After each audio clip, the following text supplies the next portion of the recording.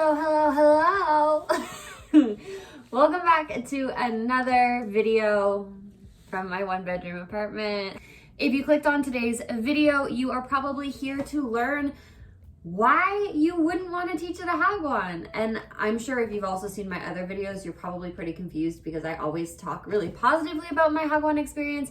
And you're right, nothing about that has changed. Today, what I'm talking about is personality traits in you that may not make a Hagwon the best fit. That being said, there are 3 personality traits I'm going to talk about today, and one of them I actually don't fit into. So it's something that has been a real struggle for me in terms of modeling this preferred behavior in a Hagwon environment, but we got there. So I want to share this warning with others about sort of what could possibly make your time at Hagwon a little bit more difficult, or some things that you should consider when you're applying. Because if you're not this type of person, it will probably make things a little bit more difficult for you. So you might want to consider perhaps teaching with Epic, or perhaps teaching in a different country. So let's have at it. Just before we get started, I would like to ask politely for you please to comment, like, and subscribe. I post content all the time about Hagwons, as well as my life just generally in Seoul, South Korea. So if that's something that's interesting to you, feel free to check out my channel after the video is over and hit that subscribe button for some more fun videos and informational videos.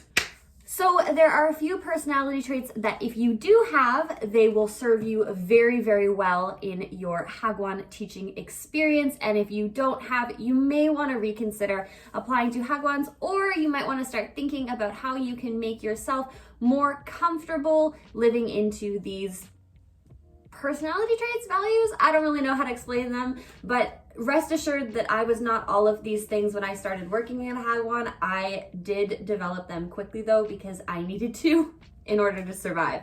So without further ado, we have our very, very first one, which is be adaptable. So this is the one that for me was a huge struggle. So I don't know if you've seen any other of my videos where I talk about my Hagwon life, but I picked my school because it was very black and white. There are very clear rules and regulations. There is no gray area. I am someone who likes order. I am someone who likes structure. I am someone who likes to be prepared.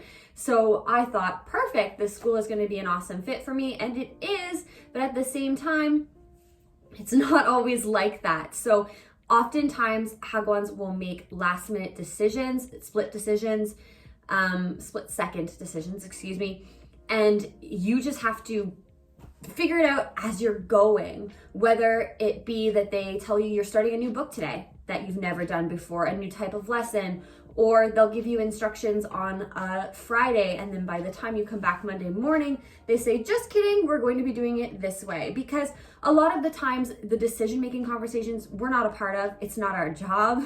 It happens at a much higher level, so something may have been decided and then revisited without our knowledge, and then, it's like, surprise pop-up, we were just kidding, we're gonna do it this way now. So for me, that was a huge struggle, especially at the beginning of the year, because our classes were changing quite frequently in terms of like adding new subjects as the kids developed quite quickly. And I was also just getting used to the environment as a whole. So I was jostled.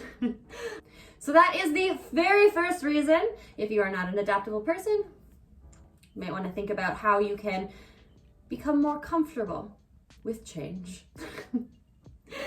Number 2, I would not recommend working at a Hagwon if you don't have a thick skin. If you are someone who is more sensitive, it can be difficult to work at a Korean Hagwon. Again, not impossible, just maybe a little bit more challenging. In Korea, in my experience, they do not shy away from being very direct with feedback. So no one here is going to sugarcoat it for you. If you are doing something wrong, they are going to tell you plain as day. And sometimes that can be hard to hear. If you've worked in corporate before.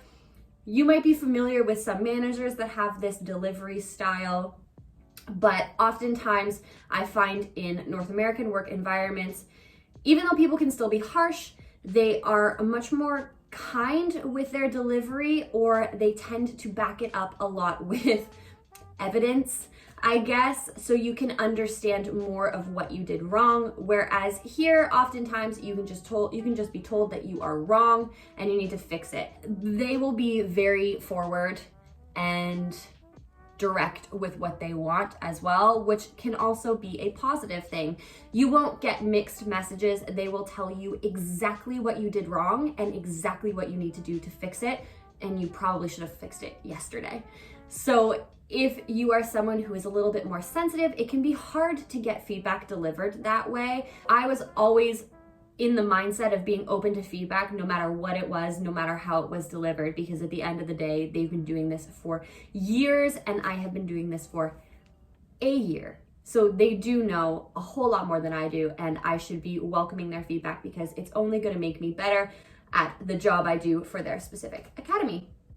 So for sure, thick skin can be important for receiving feedback on your actual job performance. And more so than that, particularly if you're a woman, if you are planning on working at a Korean Hagwon, I will just warn you that you may need to have a thick skin in terms of comments about your appearance. Whether it is comments about wearing makeup or about gaining weight or what you are wearing that day, you will hear it. You'll hear it from the children.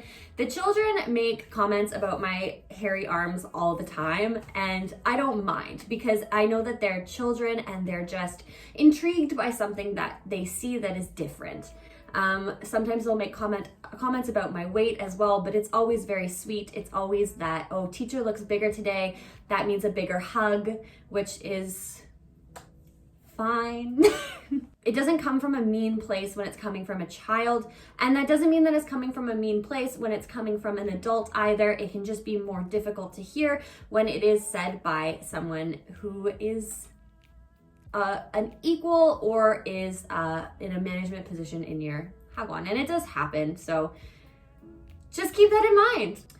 The very last thing that you need to be considering if you are applying to a Hagwon is that you really need to be hardworking and motivated. Working at a Hagwon is not easy. This isn't a vacation. This is hard work that we do every day. It's long hours. It's tiring chasing screaming 6-year-olds, and the expectations are really, really high for you and the children that you are helping to educate.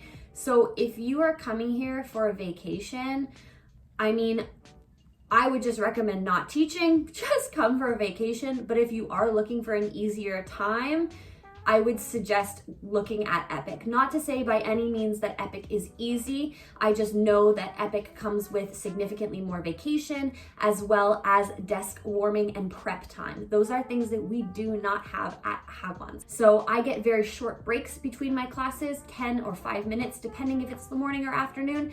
And honestly, what I'm doing during that time is grinding through homework because they do a ton of homework. Yes, even the 6-year-olds have pages and pages of homework every single night. So you might have 4 pages of homework for each of your 2 classes a day. Maybe you teach 2 classes a day, 3-4 pages of homework, 12 students in each class, and you only have that day to mark it. It has to go back the next day, and it must go back the next day with a lengthy comment that not only rewards the child for doing something well, also tells them what can be improved upon, and gives them encouragement and support.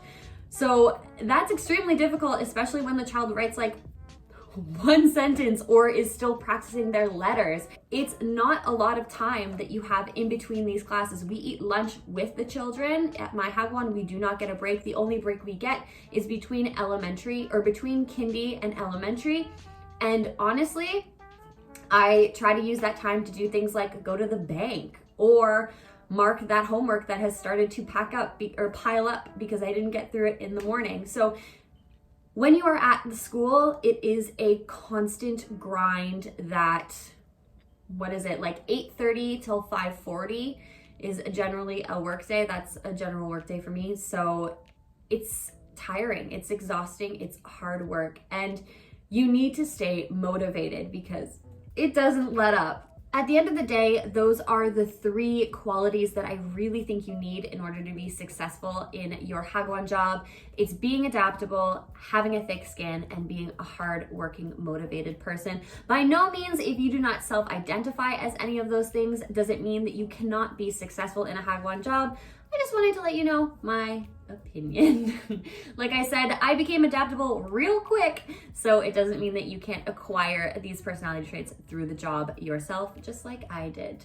But that's everything I have for you today. So please don't forget to like, comment, and subscribe, and I'll see you later in another video. Have a great day. Bye.